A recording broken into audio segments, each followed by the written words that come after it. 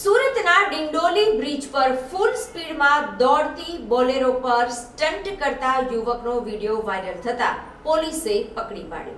આ video social મીડિયામાં viral થતા ડિંડોલી પોલીસ હરકતમાં આવી હતી અને ગણતરીના કલાકોમાં જ આ યુવાન અને ડ્રાઈવરની ધરપકડ કરી કાન પકડાવી માફી મંગાવી હતી.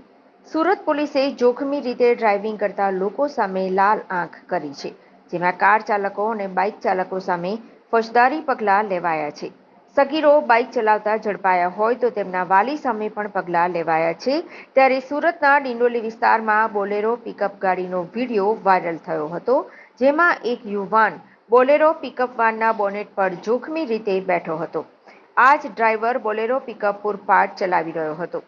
દરમિયાન રોડ પરથી પસાર થતા એક રાહદારીએ આ વિડીયો પોતાના મોબાઈલમાં કેદ કર્યો હતો.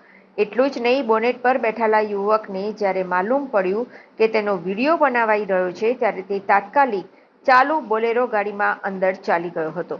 મહત્વનું છે કે આ સમગ્ર ઘટનાનો વિડીયો સોશિયલ મીડિયામાં વાયરલ થયો હતો. આ પ્રકારના જોખમી રીતે સ્ટન્ટ કરવાથી અકસ્માત થવાનો ખૂબ જ ભય રહે છે અને તેમનાથી અન્ય લોકોનો જીવ પણ જોખમમાં મુકાય છે.